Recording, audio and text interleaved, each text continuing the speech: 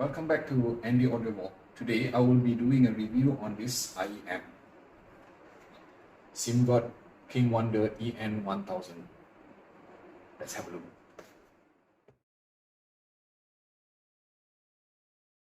Price at 189 USD. This is definitely a premium mid-range earphone, and we can clearly see here with the black and gold accent, it looks really luxurious. Actually, I love the packaging. Let's just have a look inside here. So it opens up like this, and we have two sides here. These are the IEM itself. Let's have a look. Okay, take them out.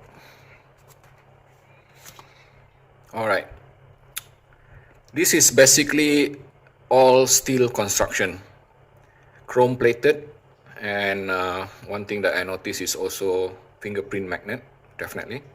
Okay, but one thing that I like about this IEM is that despite being all metal, the design, the ergonomic is quite actually good. I have been able to wear it the whole day long, in fact without any element of wear fatigue or any kind of discomfort that I can feel because of the design here. As you can see, it's curvy and it will actually sit very gracefully in my ear, no issues at all. Okay, and at the front here we have a glass, actually enamel plated glass with gold accent. It looks very luxurious as well, with some, perhaps I think it's a leaf motif signifying autumn maybe. Okay, so it looks really good. And then for the rest of the box inside here, right, yeah, very nice of them to have like a greeting card from the manufacturer, and an accessory box here which contains a cable. This is a OFC cable, looks very nice, and this is very interesting, which I will explain later what does all this thing mean. And this is the stock plug, removable stock plug. The first set of ear tips all in here. All right, and then we also have here on the other side of the box interchangeable tuning plug, and of course another set of ear tip, which is a normal affair for any type of IEM at this price. It offers 3 different sizes, but this is the one that interests me the most.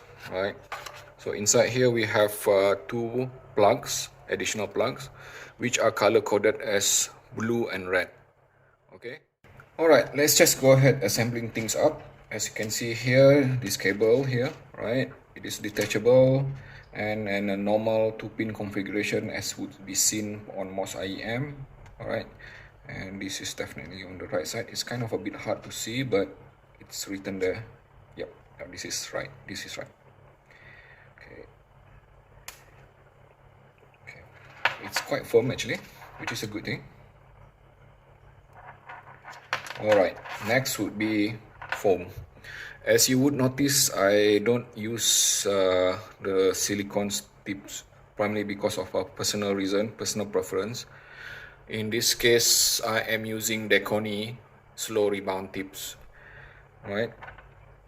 In fact, the sound impression that I will be sharing with you after this are based on my listening impression on these foam tips entirely. Okay, now let's look at the plug itself. There's 3 of them. Stock one black, the middle one being blue, and red. Okay. In fact, I would just simply say this. These tuning plugs are actually impedance adapter, and I will show you what I mean by that. Alright.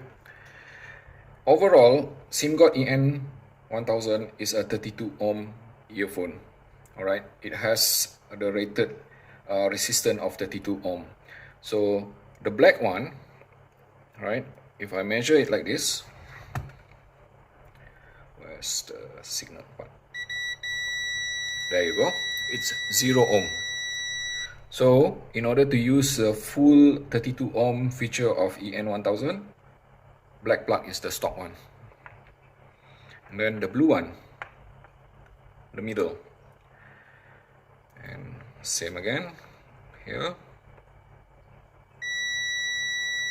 Almost 5 ohm. It's precisely at 4.7 ohm. So just remember that the blue one will have close to 5 ohm of resistance. And now the red one. Let's see. Okay, it's basically 10 ohm of resistance, close to 11 actually. Alright, so there you have it.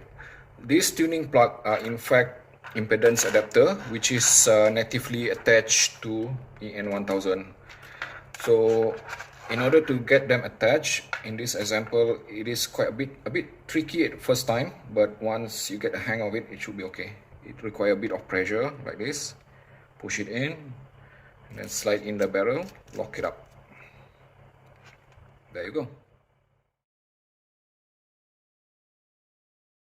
Let's talk about the sound aspect of Simgot EN1000.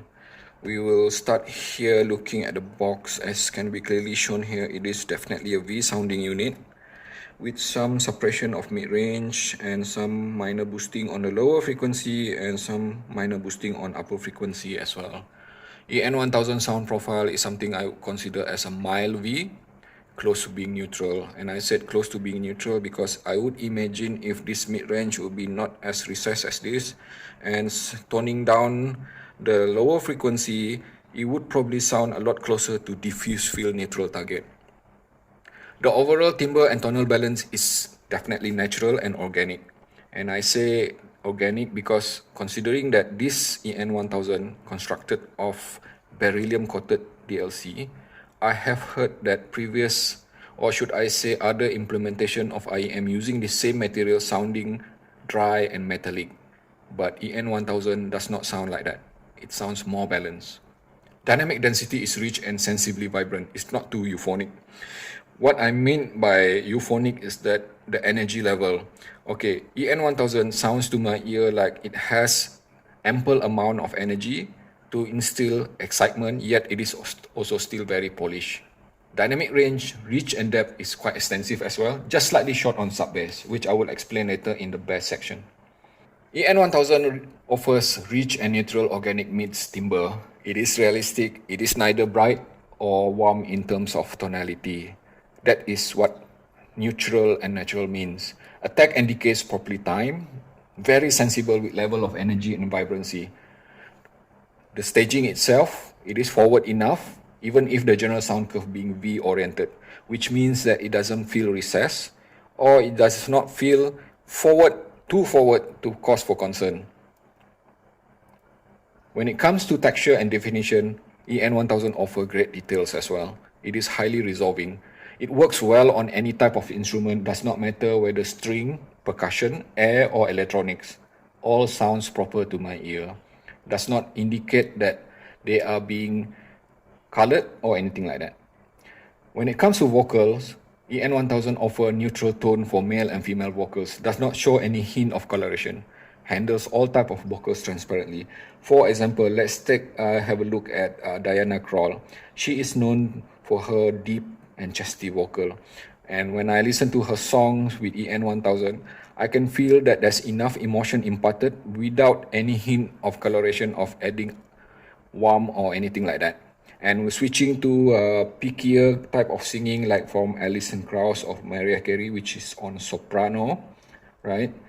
And soprano alto actually. Their vocal tend to be quite shrill and, should I say, picky. When I listen to their most pickiest song, I do not feel that the vocal edge being sibilant or being piercing. I think it's basically relatively to the fact that despite this kind of curve that we are looking at, the upper mid-range, EN1000 does not exhibit any kind of pinna glare, which can be quite annoying. You see here this tree plug. Probably I would say that the biggest influence that they have on Simgot EN1000 sound signature are these plugs. For example, like this black one here. So this one.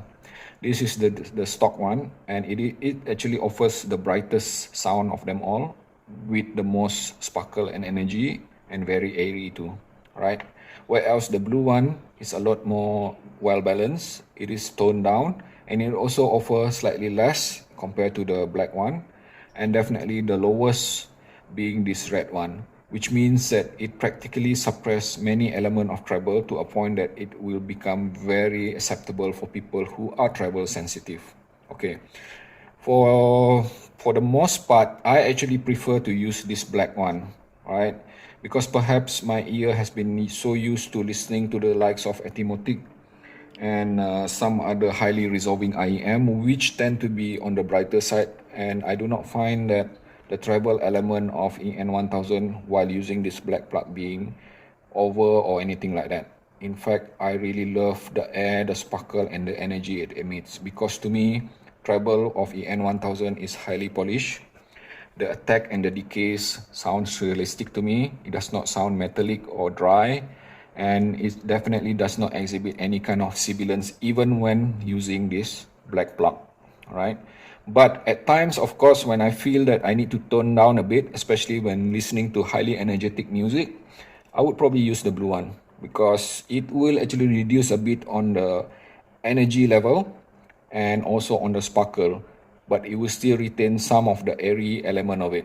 Okay, and when I really want to have an endurance of listening throughout the whole day, literally, right, I'll probably use the black one, the red one, sorry, because this red one resemble a sound signature of treble of some of the IEM that I love in the past. Something like, perhaps I should say, Tangzu Yuan Li, which has some of the most mellow treble which I like, and perhaps even closer related to the sound of treble to be expected from Sennheiser HD 580.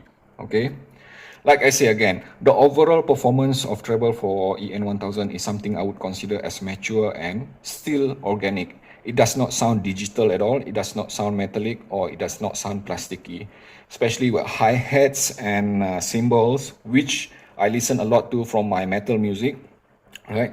I can sense that the transient, the flow of those decays for the treble edge sounds realistic. Let's just put it this way, EN1000 is not a bass head IEM, and I would say that because simply for the fact that EN1000 focus more on mid bass rather than sub bass, alright? So when it comes to listening to it on a bass heavy track, it is most prominent on the mid bass section, where I can actually hear, very authoritative rumble, slam, and impact, and the decays into sub bass being slightly like subdued. Right, not to say that it is a bad thing. It is actually sounds quite symbiotic to my ears. The flow itself of bass from mid bass to sub bass is actually very fluid and very harmonious. All right, and perhaps I should put it this way.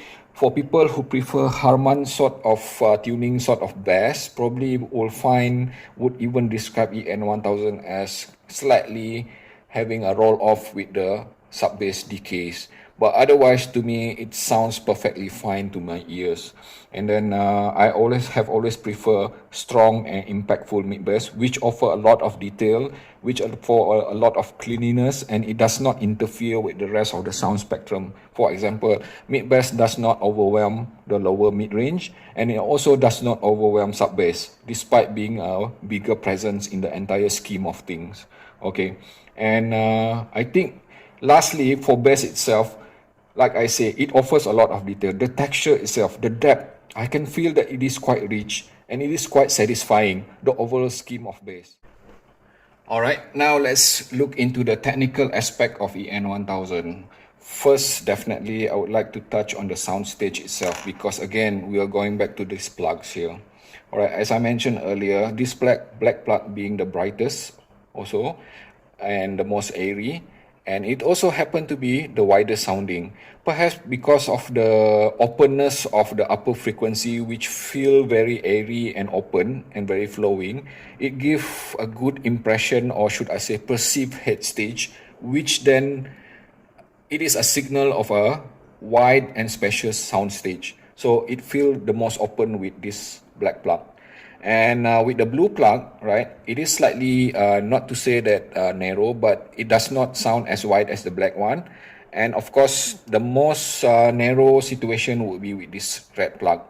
Okay, and the reason for this, I believe it is because this red one tend to sound a bit more intimate, with the focus on, let's say, less focus on the upper frequency, but it hovers towards mid-range kind of focus.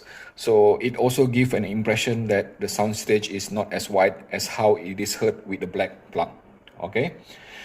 But overall, right, I would say that EN1000 offers clean and concise imaging. It is highly resolved. Again, I would bring the word analytical here. Among the many of the dynamic driver IEM that I have tested, I will not have any hesitation to say that EN1000 is among the most resolving, regardless of price point. Okay, it offers also great transparency, again highly analytical, and in fact, the kind of precision that EN1000 offer is closer to the ones offered by balanced amateur rather than a dynamic driver, right? And let's talk about something which is related to that as well. Spatial staging, right, of EN1000 is actually very holographic, surprisingly. For a single DD, it is like almost sounding like a multiple BA. And like the sound spectrum of being, like, say, circular, it hovers like around my ear rather than just left and right, because I can actually tell you, I have heard so many single DD sounding just focused left and right, the traditional stereo of thing, but EN1000 is not like that. All right, and last but not least, on the technical aspect, speed and responses. This thing is very fast. Why is this important? Because in order to avoid a music sounding congested or muddy, right, the driver need to be able to respond fast to the transients of the source, meaning that if the source is very complex and the driver does not has enough speed with the responses, it will actually sound muddy and congested. But EN1000 is definitely not a slow driver. Let's talk about the scalability of EN1000. Let me just put it this way. At this, using this black plug, it is running on 32 ohm impedance and over 100 dB of sensitivity. So at this setup, it is the easiest to drive. Straight from my mobile phone like my Sony, it sounds very satisfying, very smooth, and very engaging. However, when I subject it to more power, like from my favorite dongle of Centron's DeckPort HD, or even Cayenne RU6 and Ovidius B1, all these are very powerful dongles, I can clearly hear that EN1000 will scale up nicely, especially with dynamic density and the technicalities improve. For example, like, I'm hearing richer sound and also at the same time with even a better sense of air and space. Okay, and I would say that when switched to blue plug with added impedance of almost 5 ohm, it is very closely matched to the black one. However, when using this red one, then visibly I can hear that the power, it will need a bit more power than usual. For example, if it sounds great with this black plug on my Sony phone, with this red plug, right, it sounds a bit fuzzy. In fact, it does not sound crisp enough. But when I switch to my dongle, right, using especially Centron's DeckPort HD, the red plug actually now sounds a lot better, because with the higher impedance of almost 45 ohm, it definitely needs a lot more power. Simgot EN1000 King Wonder, right? And as the name implies, it is not just a gimmick. It is actually a wonder of a single DD IEM. I am quite impressed with this EN1000 since the get-go, especially after 40 hours of burn-in. The sound itself being highly analytical, highly resolving, yet it is also well balanced to sound musical with the traditional dynamic driver kind of vibe. Alright, I love that a lot. And it actually literally sounds great with any type of music that I put it to. One of the biggest benefit of EN1000 to me is actually these plugs here. Alright, this plug literally allows the user to switch 3 different sound profiles, and that is a value which is not something that we can find easily with any other IEM. For example, like I mentioned earlier, for the most part, I listen with the black plug because it offers the most analytical and most resolving sound. But sometimes I also need some element of relaxation. So for example, I have plans to do casual listening for half a day, doing something, going about. I will typically probably switch to the red plug, which I find to be very relaxing and less fatiguing, right? It allows me to go around, to do around, and literally listen to any kind of energetic metal or rock music without fear of having my ear feeling tired. So that is a huge plus. And all in all, I would consider that Simgot EN1000, right, despite having a higher price tag, it definitely delivers a value which is better than the asking price. So there you have it, Simgot EN1000 King Wonder. Thanks for tuning in. Bye.